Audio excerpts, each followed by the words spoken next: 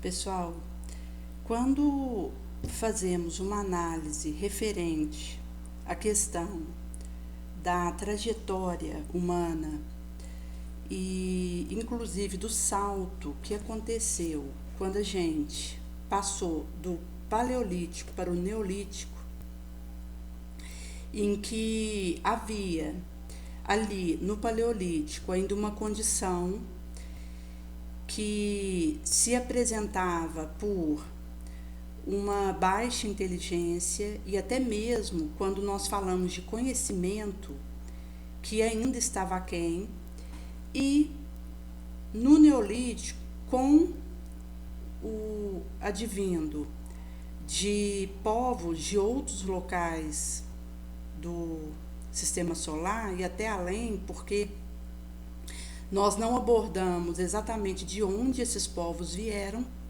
mas é fato passivo que veio povos de outros locais do universo contribuir com o desenvolvimento da espécie humana, inclusive porque não teria como, se a gente pegar o tempo da história da Terra, enquanto aí uns 4,5 bilhões de anos, ter surgido o humano de hoje a partir de um coacervado de um unicelular procarionte. Foi a partir aí do advindo de novas raças e grupos do universo que vieram contribuir conosco, que foi sendo possível fazer essa soma de conhecimento, de inteligência, de ciência, de tecnologia, que foi acontecendo o avanço disso num crescente. Se a gente considerar, por exemplo, os chineses, eles já estavam aqui antes, por exemplo, de terem vindo os hindus de outro local do espaço, vieram arianos de outro local, temos aí os hebreus, os egípcios, mas se pegarmos, por exemplo, a própria questão dos chineses, eles vieram para cá de um outro local. Então, inclusive, existe a pesquisa referente à Capela, porque se a gente for considerar a descoberta de um planeta, é difícil de ser feito, visto que, como o planeta ele não tem luz própria, para fazer a descoberta de algum, considerando aqui, por exemplo, o nosso sistema solar, porque a gente sabe que existem vários universos e também existem as regiões além do universo que nós não abordamos, e que para que possa ser feita a identificação de um planeta, considerando o nosso sistema solar, geralmente isso acontece a partir de um outro corpo ali que gravita em torno de alguma estrutura. Então, o cientista ele considera que aquele tipo de movimento que aquele corpo faz, aquele satélite, indica que ali deve haver um planeta. Então, não é uma questão simples. E Capela mesmo, que Emmanuel cita em A Caminho da Luz, inclusive a gente tem outros livros falando de Capela, mas a partir daquilo que Emmanuel disse, vai trazer para nós que povos ali do planeta, daquela região, vieram para cá. Mas ali ainda não foi feita uma identificação precisa de um planeta, ali próximo às estrelas de Capela. Mas isso não é importante, porque a informação que é primacial é o fato de terem vindo de outros locais do espaço povos para contribuir com o avanço, tanto em termos de inteligência quanto moral da Terra. Por isso que, inclusive, quando os benfeitores tratam conosco a questão da história da Terra, eles procuram frisar a importância da nossa reforma moral, porque se a gente falar, por exemplo, de inteligência, que nós sabemos que vieram outros povos e acabou agregando a questão da inteligência, inclusive se nós considerarmos que quando a transição planetária ela fechar e a Terra gravitar na escala dos mundos e fazer essa subida de degrau dessa escada, vai acontecer que talvez nós sejamos distribuídos em mais planetas, que a gente não fique só na Terra. E nem isso seria importante. O que na verdade importa é eu estar conseguindo fazer as minhas transformações e redenções morais que preciso, as minhas remissões espirituais, morais, para que eu consiga acompanhar a subida da Terra. Agora, para onde nós iremos, ou mesmo de onde viemos, são questões passíveis, inclusive, de mudança. Se nós considerarmos, por exemplo, que a ciência ela vai avançando e talvez ela até explique de forma diferente a questão das estrelas em capela, ou mesmo de algum planeta que houvera sido identificado, isso pode ser revisto e considerado que não seja o planeta que se imaginava que estava ali, mas um outro astro, ou uma estrela, ou mesmo na identificação de buraco negro, porque tudo está sujeito a modificar à medida que a ciência ela acontece no seu avanço, mas que o importante são as mensagens de cunho moral que nos ajudam no despertamento que a gente precisa fazer para o nosso movimento nessa transição do orbe. Quando nós consideramos, por exemplo, essa questão da guinada que teve do Paleolítico para o Neolítico, quando no Neolítico mesmo a gente recebeu outras civilizações, a gente vai falar tanto aí de chinês como hindu, egípcio, cretense, suméria.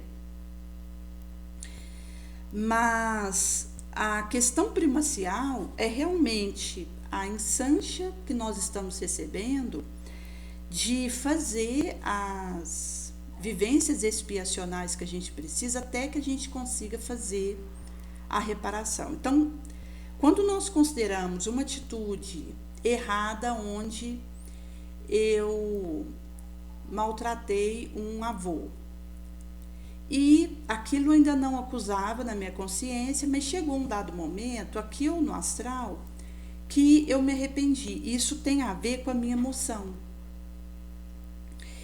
em que eu lembro daquele maltrato que eu realizei com aquele avô, e aquilo é algo que eu lamento e digo, eu não faria isso novamente. Eu agi errado e é algo que eu não pretendo repetir. Inclusive, quando o indivíduo ele se arrepende, ele vai, então, ser necessário ser colocado naquela situação de novo, encarnado, para que ele possa expiar.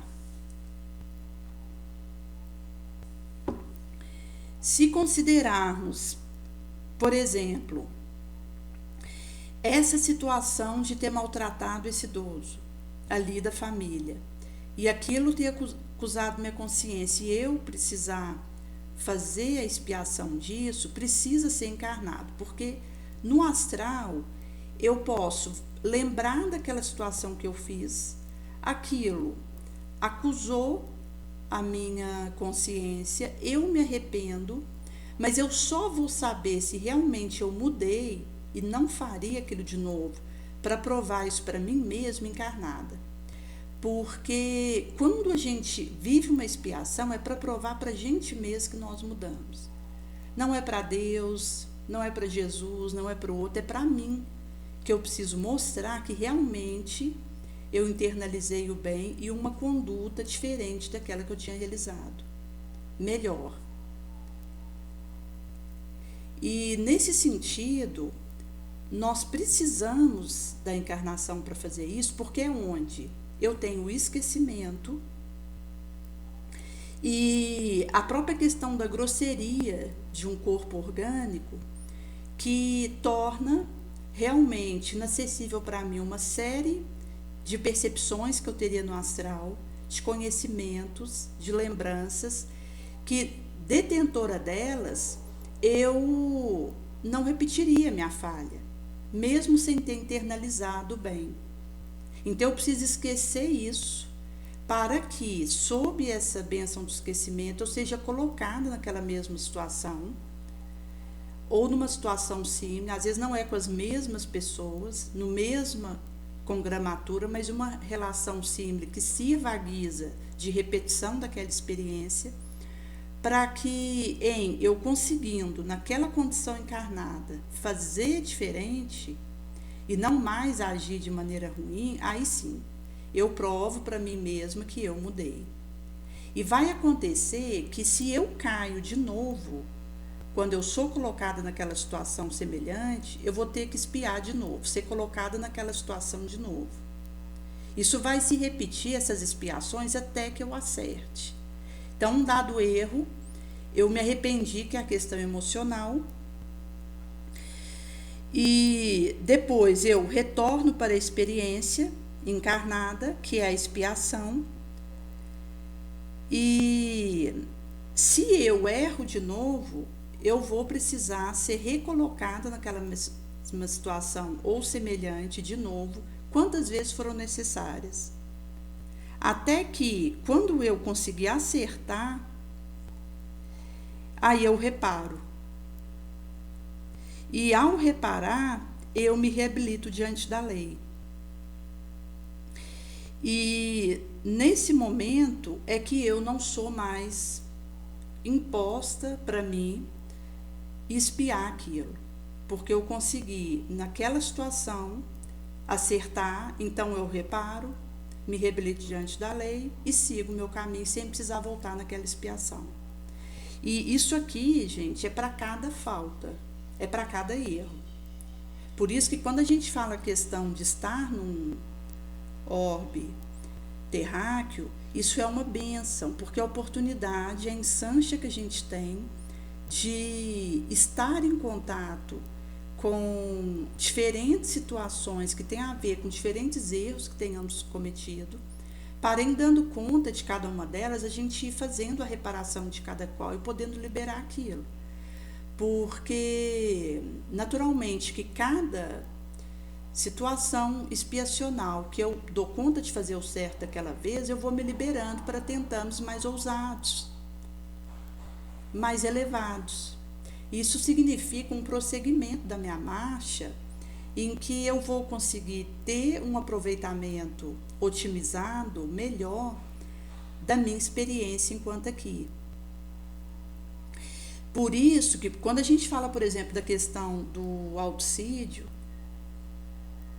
geralmente uma moça que tenha cometido o autoextermínio aí com seus 25 anos, ela vai ser recolocada numa próxima encarnação, pode ser tanto na próxima ou com intervalo de algumas encarnações para ela voltar naquela experiência. Mas quando a gente fala do autossídio propriamente dito, já vai se fazer sentir os efeitos numa próxima encarnação, em que naquela idade em que ela tinha suicidado na encarnação anterior, ela experimenta a expiação numa situação semelhante, em que diante dela, na encarnação anterior, ela se autoexterminou, ela é colocada naquela mesma situação semelhante, parecida, e que ela vai precisar não tentar algo contra si mesma diante daquela mesma situação. Se ela vem a cometer o suicídio de novo, ela vai ser colocada numa próxima encarnação, na mesma situação, de novo.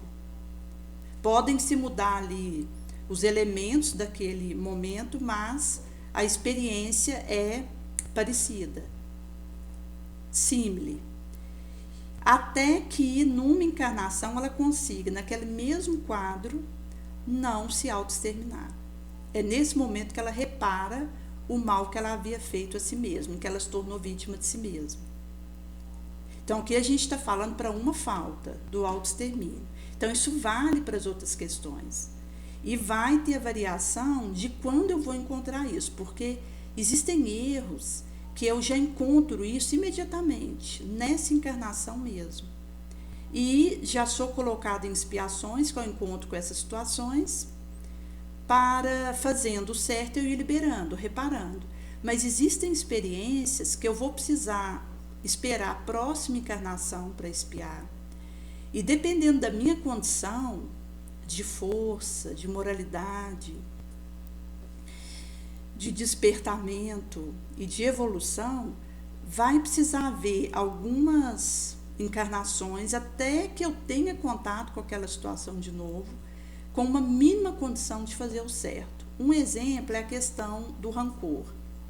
Às vezes, um indivíduo, ele teve contato com alguém que deu um bolo envenenado para ele depois de ter colocado ele num nosocômio, roubado ele na empresa, e ele veio a falecer nesse nosocômio. Talvez esse indivíduo que veio a falecer por esse bolo envenenado, quando ele estava no astral, depois que ele já houvera desencarnado, e ele vê o que o outro fez com ele, ele é tomado de um ressentimento e que ele pode ser colocado com esse indivíduo novamente numa próxima encarnação, mas se o ódio for muito grande, ele vai precisar esperar uma, duas ou mais janelas reencarnacionais na Terra para numa outra reencontrar esse desafeto. Porque quando o ódio é muito grande, mesmo sob o esquecimento, o indivíduo ele tem uma chance mínima de dar conta, de transformar aquela antipatia, aquela repulsa pelo outro em amor. E Jesus, sabendo disso, ele acaba que dá um espaço maior de reencarnações para o indivíduo ter uma chance mínima de acertar naquele reencontro daquela vez. Porque a questão da falta de perdão é uma situação que prende quem não perdoa. O indivíduo que ele libera o perdão, ele está livre. Ele não precisa mais passar expiação naquela situação com o outro. Mas aquele que fez o mal, ele vai precisar expiar até reparar o que ele fez. Já não vai ser mais com quem ele havia prejudicado, mas vai ser com outras pessoas onde ele é colocado numa situação parecida. Por isso que a questão das vivências que nós temos aqui, quanto mais a gente vai fazer na nossa transformação moral, menos expiação a gente vai precisar passar. Porque aí a gente vai conseguindo, então, fazer um tônus mental melhor e mudar a nossa atitude mental. E acaba, gente, que até quando a gente considera o serviço que a gente realiza na gleba nobre, isso tem a ver com a nossa aptidão mental. Porque o trabalho que é confiado para mim, eu presto conta dele, eu sou acompanhada naquilo que eu estou realizando. E se eu não tenho uma aptidão mental para realizar aquilo, aquilo acaba sendo tirado de mim. Por isso que, quando eu estou em algum tipo de atividade nobre, eu preciso cuidar da minha nascente do coração, daquilo que são os meus móveis, para que eu possa ter um enobrecimento, um devotamento, um engajamento no dever, um desinteresse, que sejam capacitadores para que eu continue realizando aquilo. Porque qualquer tipo de laivo, de personalismo, de egoísmo, de arrogância, isso me inapta, me incapacita. E aí eu acabo perdendo aquele trabalho, que é uma ensancha bendita que Jesus me deu para evoluir, porque não me capacitar mentalmente. E por isso que eu preciso ir atrás de burilar minha mente, a minha emoção, o meu desejo de vencer a mim mesma. Nesse sentido que, quando nós consideramos, por exemplo, até o preparo que foi feito na Terra para esse nosso processo, ele tem em vista essa transformação moral nossa. Porque os prepostos do Cristo, sob a sua égide, eles preparam em ciclos de anos as levas de acontecimentos, tendo em vista a ascensão que eu preciso viver.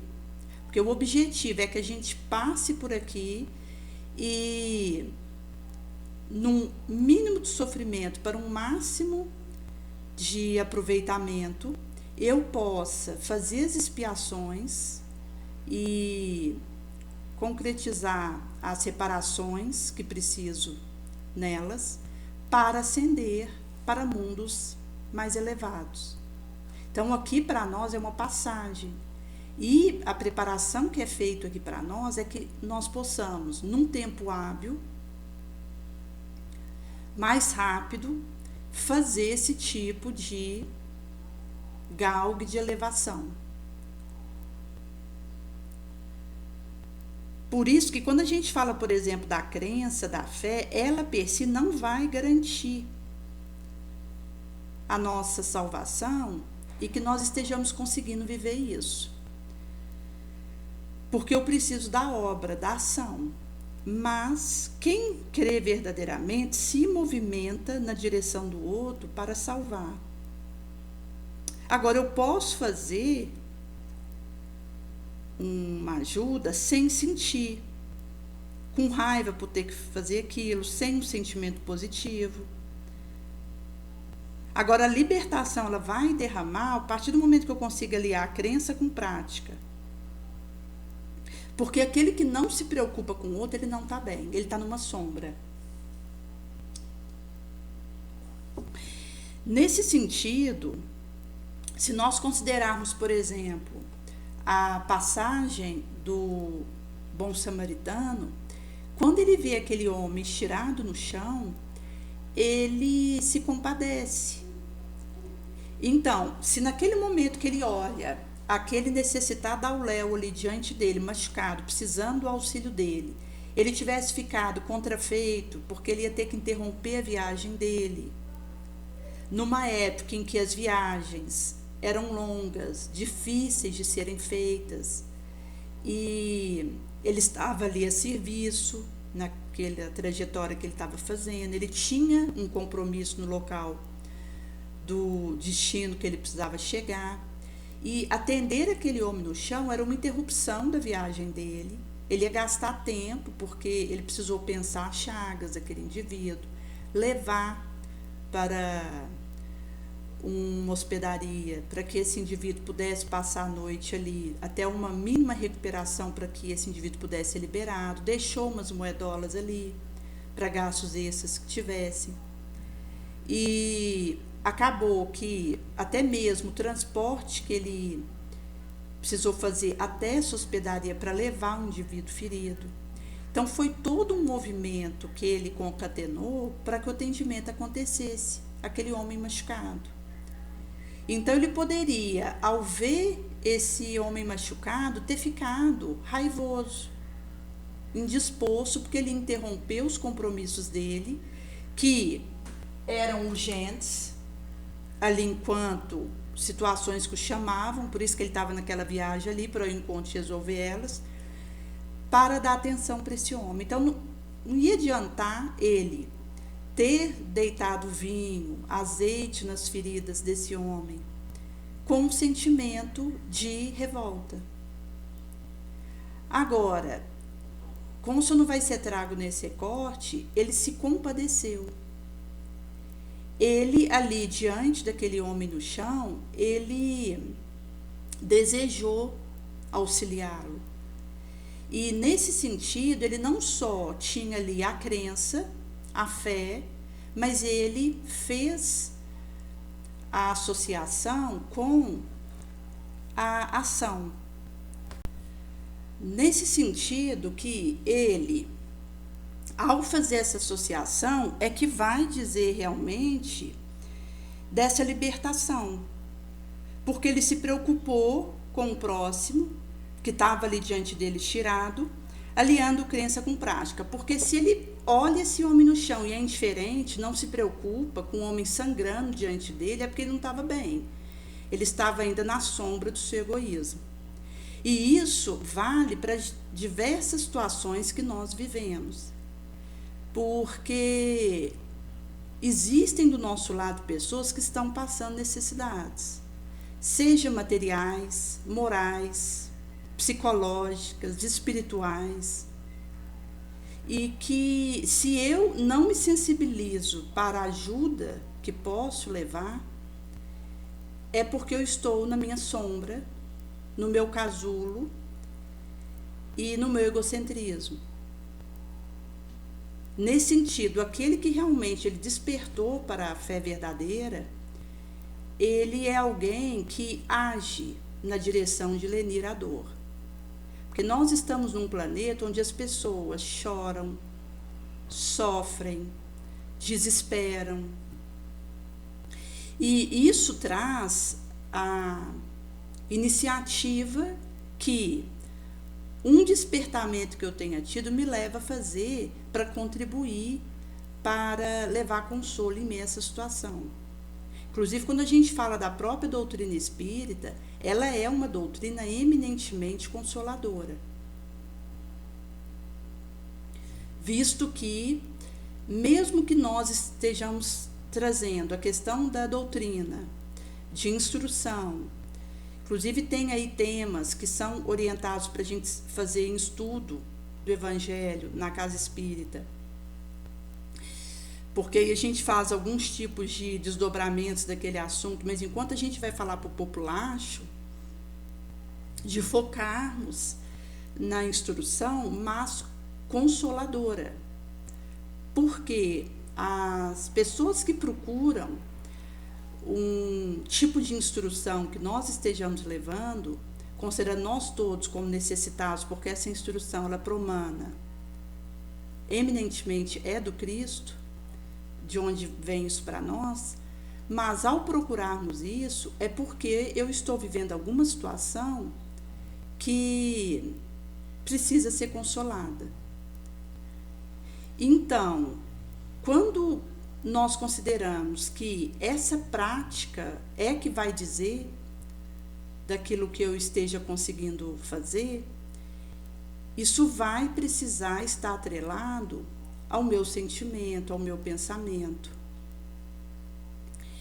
Agora, antes eu pensar o mal, sentir o mal e fazer o bem, do que eu pensar o bem, sentir o bem e fazer o mal. Porque quando eu consigo fazer o bem, isso vai modificando também a minha emoção e o meu pensamento.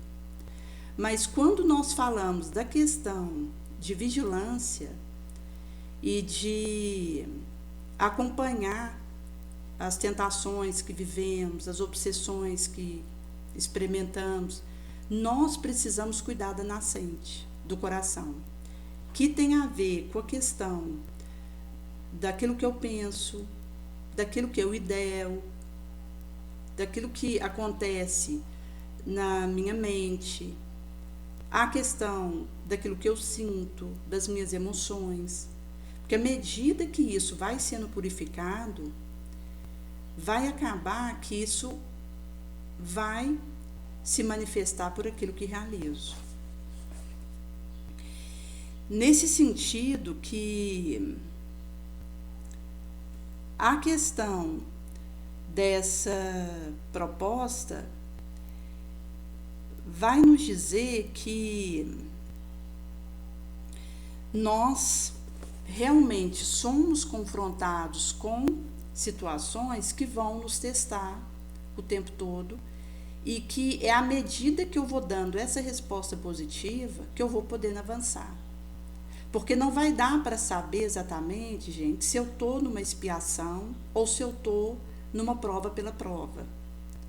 Porque como nós trazemos muitas faltas do pregresso, a gente pode a todo momento estar em contato com situações expiatórias e nem é tão importante eu saber se é expiação ou prova, mas que eu dê conta de fazer vencer o bem a partir de dentro de mim naquela situação. E nesse sentido, à medida que eu consigo fazer esse bem sobressair, acontecer, eu vou então fazendo esse fortalecimento do meu autodomínio, da minha vontade, que é aquela que gerencia os movimentos que eu faço e os elementos de que disponho em dada direção. E nesse sentido, quando a gente considera, por exemplo, até mesmo a questão da ideação suicida, às vezes ela pode vir depois que o indivíduo, inclusive, já melhorou muito. Até porque o indivíduo ele pode estar numa expiação após a outra, num curto espaço de tempo, que são as reencarnações mais intensas e as mais profundas. Então, geralmente, quanto mais tempo a gente fica no astral, ali na colônia que nos acolhe, estudando, nos conhecendo, fazendo bem, mais a gente prepara com esmero a nossa próxima encarnação. E acontece que aquele espírito que no astral está desperto, no trabalho nobre, no estudo, vai acontecer que a preparação da próxima encarnação dele pode juntar muitas expiações ao mesmo tempo, porque ele é considerado apto para dar conta disso. Então, de acordo com o meu desempenho moral no astral, eu vou ser considerada apta para viver muitas expiações ao longo de vários anos e muitas ao mesmo tempo também. E aqui, vivendo isso, à medida que eu vou dando conta, é como se eu fosse abrindo uma janela após a outra. E a cada janela que eu abro, eu vislumbro uma vastidão mais ampla, de avanço. Então, nesse sentido, como tinha ocorrido na minha vivência, que eu tive uma encarnação com muitas expiações ao mesmo tempo, ao longo de muitos anos eu vivi isso. Mas é interessante que foi algo, pela intensidade que aquilo significou para mim, eu tinha às vezes a impressão de sossobramento, de estar realmente numa experiência de queda, uma após a outra, mas acontecia que eu estava avançando. Eu estava passando por uma situação após a outra. E talvez mesmo aquilo em que eu caísse, logo aquilo já me reencontrava nessa encarnação mesmo, para me passar e liberar. Então isso foi acontecendo várias vezes, até que quando foi em 2014 que eu tive a ideação suicida, já foi algo que eu já tinha vindo de muitas melhoras. E foi quando aquilo realmente se demorou, e foi a partir disso que eu tive contato com a doutrina espírita. Então mostra que foram situações limítrofes, em que à medida que eu ia passando cada uma dessas janelas, eu pude ali, na janela derradeira, para ter o contato com a doutrina espírita, parar aparentemente com essa ideação suicida, mas que eu, passando aquilo, eu já adentrei uma nova realidade, porque foi um divisor de águas para mim, o contato com a doutrina espírita. Por isso que quanto mais a gente se prepara no astral, enquanto a gente estiver aqui, mais facilita para que as expiações que a gente tiver aqui, a gente errar de novo, a gente já ter contato com isso aqui mesmo, nessa encarnação mesmo que a gente está. E então, a gente, nessas repetições, se a gente for dando conta de acertar, a gente vai então avançando, mesmo que aparentemente sob derrota. E aí, porque inclusive eu tive uma experiência lá atrás, que foi no momento que eu estava ainda com um transtorno importante, anêmica, e com uma série de expiações que eu estava vivendo ali ao mesmo tempo. Eu tive a questão de pegar uma faca para tentar algo no meu pulso, mas eu recuei. E ao fazer isso, eu já estava conseguindo, de certa forma, ir passando por essas janelas e acertando daquela vez. E aí, nesse sentido, quando aconteceu, então, em 2014, que no caso foi anos depois desse episódio com a faca, que foi quando eu tive a ideação suicida premente, que pesou mesmo, já era aí depois de muitos anos em que eu estava tendo melhoras sucessivas, então, atravessando essa janela também, vitoriosa, eu pude adentrar a doutrina espírita. E aqui a gente fala realmente da intervenção de Jesus, porque entregue a nós mesmos, nós não conseguimos. É por ele que a gente pode fazer esses avanços. E nesse sentido, gente, aconteceu que, a partir dessa percepção, nós estamos em contato o tempo todo com situações que vão pedir repetições de acertos de nós e, ao mesmo tempo, aferições novas. Porque as situações vão se repetir para nós quantas vezes forem necessárias, porque Jesus ele não tem paciência nem pressa com o meu processo. Por exemplo, se a gente considerar a questão daquela ideia que os judeus sofreram tanto ao longo da trajetória deles, mas não são os mesmos espíritos. Porque a questão das reencarnações, elas vão acontecer modificando de local, de cultura, de país, de sexo, de raça, os indivíduos. E as movimentações que é feito com o meu espírito em diferentes locais, climas e culturas, isso tem a ver com as minhas aversões e os meus ódios, porque aquele grupo que eu mais odeio é lá que eu reencarno da próxima vez, para aprender a amar. E essas movimentações Jesus vai fazendo com tranquilidade e mansuetude. Então ele vê que o indivíduo naquela encarnação, numa dada cultura, foi intolerante com uma outra cultura, sectarista, preconceituoso. Então, na próxima, Jesus já recambia esse espírito para encarnar naquela cultura que ele teve preconceito em relação a ela. Então, isso vai movimentando. Então, se a gente pegar, por exemplo, os judeus, desde o início lá, com Abraão, os espíritos foram modificando que encarnavam como judeus.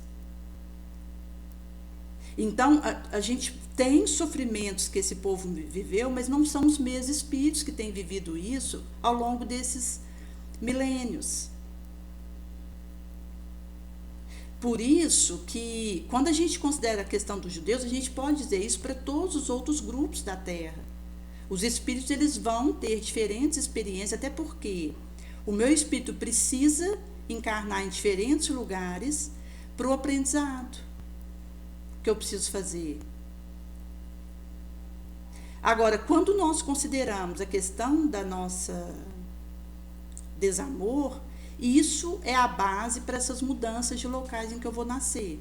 Porque a partir do momento que eu manifeste algum tipo de repulsa, de aversão a algum grupo, eu vou ser levada para lá. Eu marco o encontro com aquele grupo, numa próxima reencarnação, como pertencente a ele. Porque eu preciso aprender a amar, não há outro caminho. Nesse sentido que essas movimentações que a gente vai fazendo, elas vão dizendo de expiações que nós somos colocados nessas situações para a gente ir respondendo com acerto. Eu vou reviver essas expiações até que eu consiga acertar. Quando eu acerto, eu reparo, me reabilito perante a lei e sou liberada daquela falta. Igual na semana passada, que na sexta-feira eu geralmente coloco 2 relógios para despertar. Até pela questão mesmo de, naquele horário, poder levantar sem risco de atraso. E um dos relógios, ele já estava com uma pilha há bastante tempo, e quando a pilha vai enfraquecendo, o despertar fica mais baixo, mas eu não tinha feito essa associação ainda. E então, como o ponteiro estava rodando, eu achava que ainda dava para ficar com aquela pilha. Só ia trocar quando o ponteiro parasse. Mas o barulho do despertar já estava mais baixo, porque a pilha já estava gasta. E quando foi na sexta, que eu abri o olho, já tinha passado o horário, porque o relógio não tinha despertado. E aí eu peguei, troquei a pilha, resolveu, mas quando eu levantei, que eu percebi que eu ainda estava ali no primeiro horário da atividade que eu precisava fazer no trabalho, eu já entrei em contato com alguém lá no trabalho, passei a atividade que precisava ser feita e resolvi. Ou seja, uma situação diante de mim que poderia ter se instalado uma falha, até porque a responsabilidade é minha por ter atrasado, ao estar ali naquela situação procurando resolver, lúcida, equilibrada, eu pude, acertando com alguém ali, não ter aquele tempo perdido. Então, é uma situação que nos desafia, que chega até mim para testar minha criatividade, para tirar de mim novos elementos de acerto, para me fazer ter uma maleabilidade no bem, para que eu tenha essa flexibilidade de acertar sobre diferentes circunstâncias e pressões e desafios. Então, a gente vai sendo testado de diferentes maneiras. E eu preciso estar atenta para eu tirar de mim os elementos de acerto, de aptidão mental, para viver bem aquela situação. Porque, inclusive, nós estamos sendo chamados a nos melhorarmos, a aprimorarmos o que realizamos.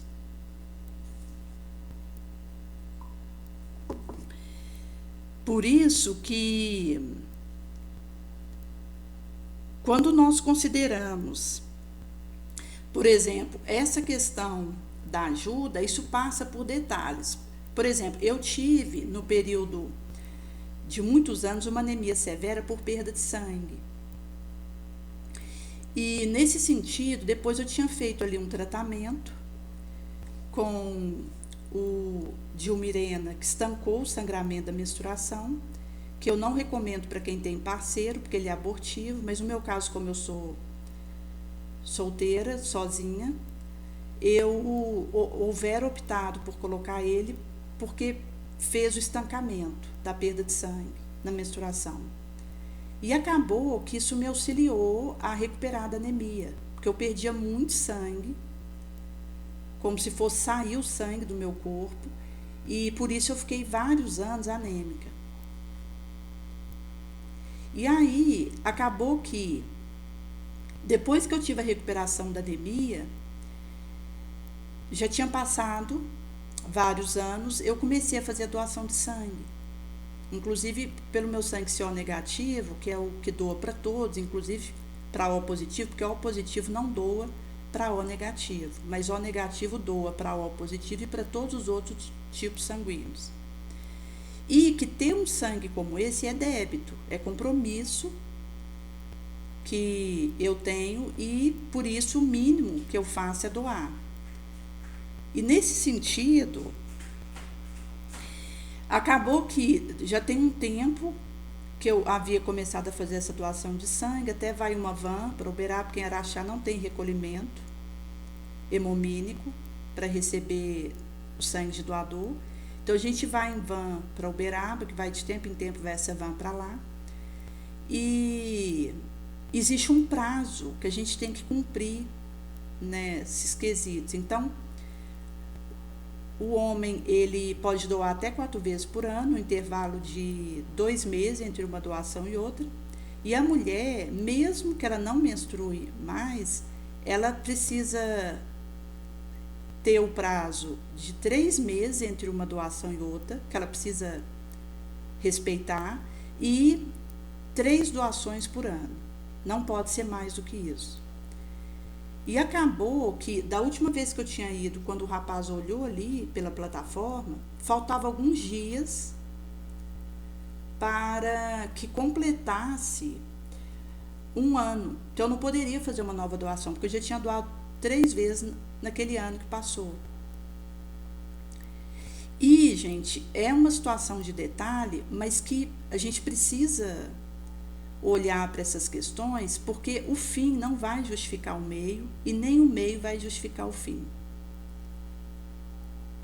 O início não justifica o fim e vice-versa, o meio não justifica o início e vice-versa.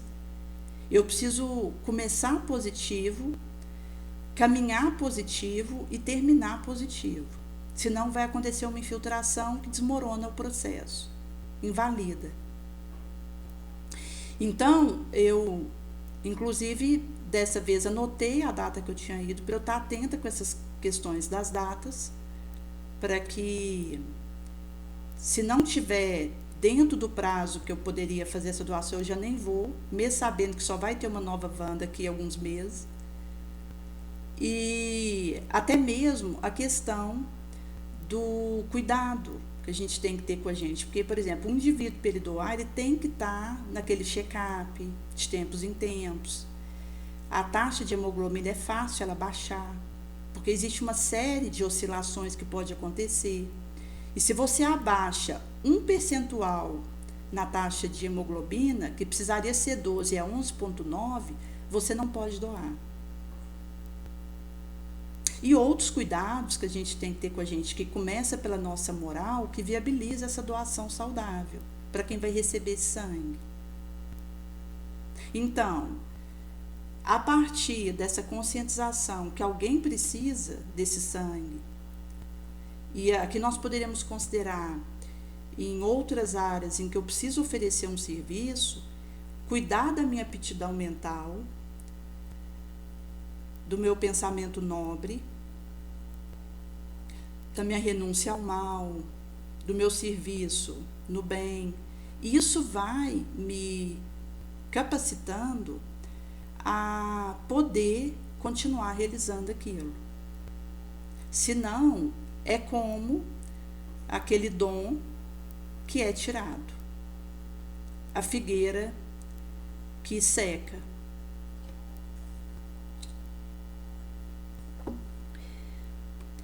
Nesse sentido,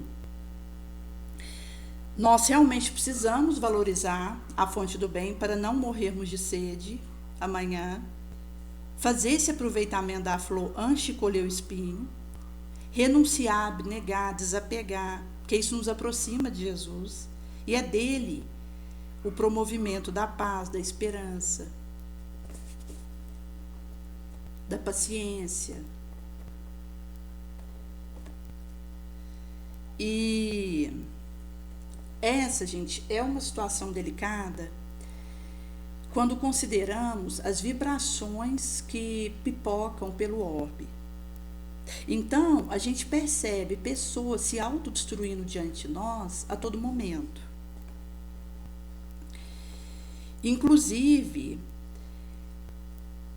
a gente percebe situações desse tipo diante de nós, mas mesmo escondido de nós, ou em momentos que a gente não perceba, pessoas estão se autodestruindo. Quando a gente considera, por exemplo, as rixas entre os indivíduos, uma pessoa prejudica, destrói a outra diante de nós, ou no momento que a gente não esteja vendo, ou escondido de nós. Isso está acontecendo, sem solução de continuidade.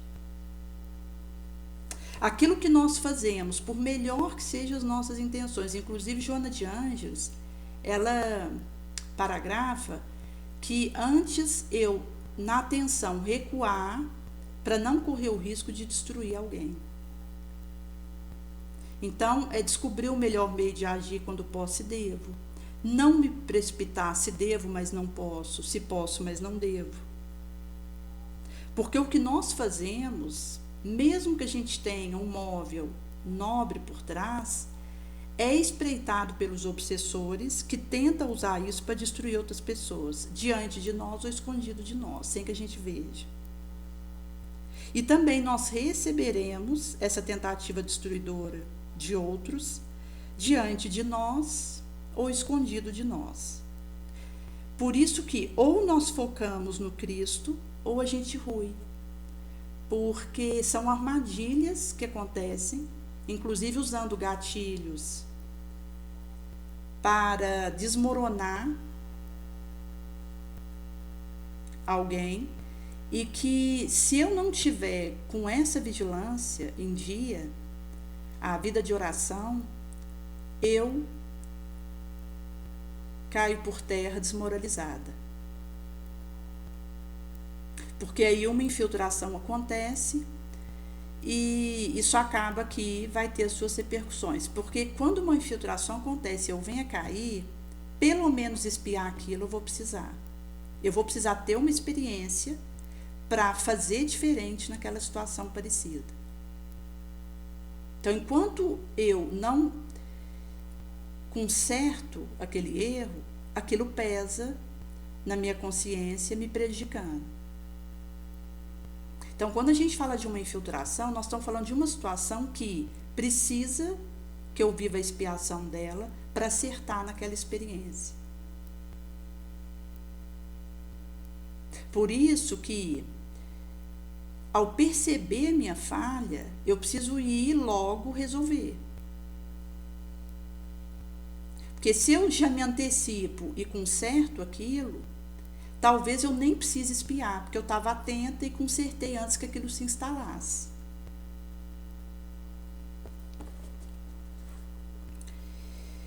E nesse sentido, nós vamos poder então viver esses milagres do nosso avanço, que é a obra da fé, sem desfalecer. E uma das questões importantes, gente, é a da água fluidificada, que quando a gente coloca no momento de oração, Jesus ele vai fluidificar aquela água, de acordo com a necessidade de tantos quantos estejam ali.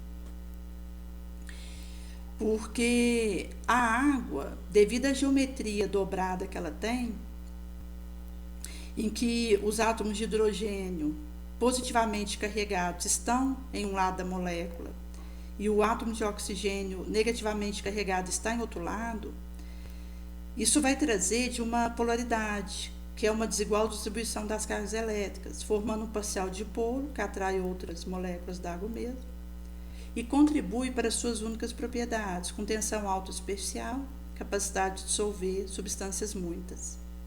Então, a água, ela acaba que vai assimilar tanto uma energia positiva quanto uma energia negativa. Então, até mesmo aquilo que a gente bebe é imiscuído das vibrações no qual nos demoramos. Então, de repente, num momento de oração, colocar um copo de água para ser fluidificado, e se a gente põe isso numa garrafa para o trabalho, se ficar um pouco dessa água, ela vai continuar sendo fluidificada. Naturalmente que pode acontecer uma diminuição da fluidificação daquela água, porque tem pouco, mas ainda fluidifica. Enquanto da água que houvera sido fluidificada, que sobrou pouco naquela garrafa.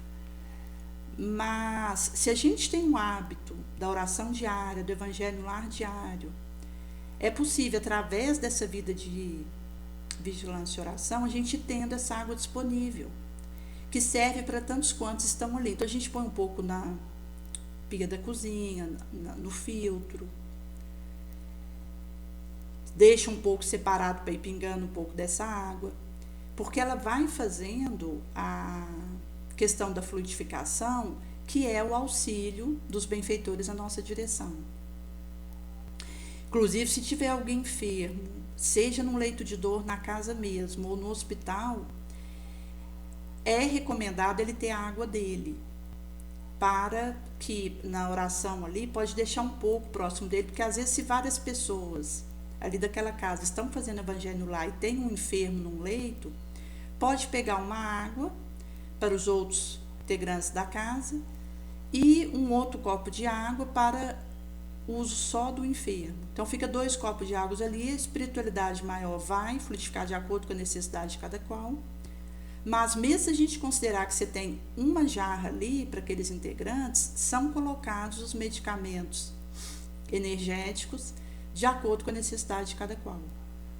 Até mesmo para os animais, para as plantas, outras formas de vida se beneficiam do passe à distância, da sede de oração, do Evangelho no lar, porque acaba que os nossos orações têm por base o Evangelho, Jesus, a sua moral, que é de onde promana aí essa fluidificação, que vai nos ajudar a vencer a nós mesmos, que vai melhorar as nossas depressões, os nossos pânicos, as nossas ansiedades. A gente vai conseguindo ter resiliência para lidar com uma situação difícil, seja a perda de um emprego, um câncer terminal, a perda de um ente querido, enquanto tem situações de diferentes graus de dor para nós, mas que podem acontecer, e quando a gente está alicerçado na rocha, que é Jesus, a gente vai conseguindo amealhar força para lidar com essas situações. Em sendo assim, então, a gente vai podendo lidar com as diferentes situações que nós estejamos, porque receberemos aí esse consolo. E por isso que, até mesmo quando a gente considera situações específicas que alguém esteja vivendo, que às vezes o indivíduo ele já está numa condição que ele não consegue sozinho para aquele momento de oração. Então, vamos até ele fazer aquele momento de oração. Às vezes, nós marcamos um médico e levamos, que o indivíduo não consegue por ele mesmo, porque dependendo do grau, por exemplo, de depressão, o indivíduo não consegue se movimentar para se ajudar. Não é frescura, é porque ele não dá conta mesmo.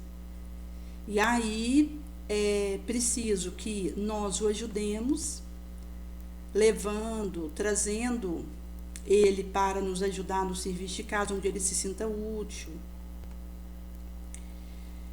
para que ele, então, nesse tipo de esforço, possa ir encontrando saída para a sua situação. Porque até quando a gente considera a questão do cérebro, ele é um órgão como qualquer outro. Então, a gente tem um rim, um pâncreas, um fígado, que pode falhar. O cérebro também é um órgão físico, portanto, pode falhar. E existem situações de alterações mentais que pode estar numa alteração na falta ou excesso de alguma substância que o neurônio está produzindo. E que precisa daquele medicamento que vai regular, que vai ajudar, para poder voltar a uma relativa normalidade. Então, na questão do tratamento das enfermidades psíquicas, nós vamos aí no organismo para ver aquilo que pode ser feito para essa recuperação. E os outros aspectos que diz respeito, isso a gente já precisaria ir fazendo sem parar, como a questão da oração, da vigilância, da utilidade. Porque aí, a partir do momento que a gente já faz esse andamento, os outros aspectos que a gente precise atacar já fica mais fácil. Porque aí a gente não para, continua o nosso avanço mesmo em meio à situação que for. Porque, inclusive, às vezes o corpo ele pode estar em coma e o espírito está sadio, está em paz. Então, às vezes a gente tem, por exemplo, como um relato de uma criança de 3 anos, que ela já tinha, parece que uns meses, estado em coma, e os responsáveis ali poderiam, abordando essa criança, falar para ela piscar se estiver ouvindo, ou apertar a mão. Mas mesmo que ela não consiga fazer esses movimentos, ela pode estar acompanhando aquilo que está sendo falado para ela, porque a audição é o último sentido que o indivíduo perde. O indivíduo pode estar em coma grave, que ele continua com a capacidade de nos ouvir. A gente tem o tato, que é o penúltimo sentido que a gente perde, e o último sentido que a gente perde é a audição. Então, essa criança, com certeza, ela está acompanhando aquilo que está sendo dito para ela, E se for um espírito que veio para viver essa experiência, mas que já tem aí algum amealho evolutivo, pode ser que mesmo ele estando com o organismo em coma, o espírito está pacificado. E até quando a gente considera, por exemplo, a questão de um desencarne numa criança de 3 anos, logo ela já pode retornar à sua forma adulta, porque você ter uma criança de 3 anos no astral teria pouca utilidade, porque a gente tem relato de crianças maiores, quando desencarnam, elas podem continuar nessa idade por um tempo, e cada caso vai ser caso. Porque, inclusive, a gente tem relato de crianças, não em regiões umbralinas, mas em colônias no astral. Porque essa criança que desencarnou nessa idade, 11 anos, pode ser que ela tenha um caminho ali no astral que ela vai fazer na colônia onde ela estiver, que ela precisa de uma janela de tempo para voltar à sua forma adulta, que seria ali na qual ela iria estar. Mas, quando a gente considera um espírito evoluído, ele pode escolher a aparência da encarnação que ele preferir para se manifestar.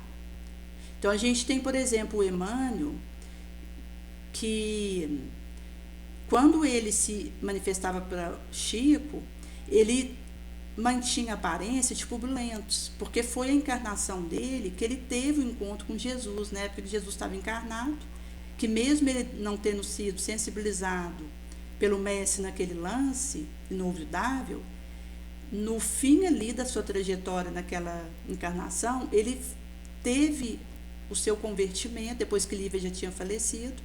Inclusive, ele conseguiu dar o perdão para um adversário que houvera torturado seu filho depois de ter raptado ele enquanto bebê e perseguido e machucado esse filho ao longo da vida dele, que tinha cegado o próprio Públio. Ele conseguiu dar o perdão e conseguiu fazer aí já o início de algumas expiações, como ter ficado cego e vivido isso de forma resiliente. E nesse sentido, por ter sido a encarnação que foi um encontro dele com Jesus, e ele ter terminado ela dando o perdão, ele escolhe a aparência que ele tinha nessa encarnação para aparecer para o Chico. Então, quando é um espírito evoluído, ele vai ter esse detentimento de escolha da aparência que ele deseja. Mesma coisa a Joana de Ângeles, que ela, ao aparecer para o Divaldo, ela escolhe a aparência da encarnação dela, que ela foi freira. Porque na última encarnação que ela teve, a gente ainda nem tinha doutrina espírita.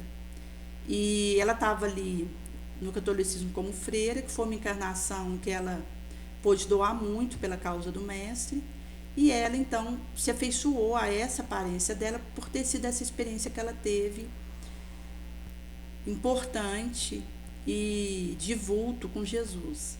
Então ela escolheu essa aparência para quando ela ia ali se fazer visível para o Divaldo.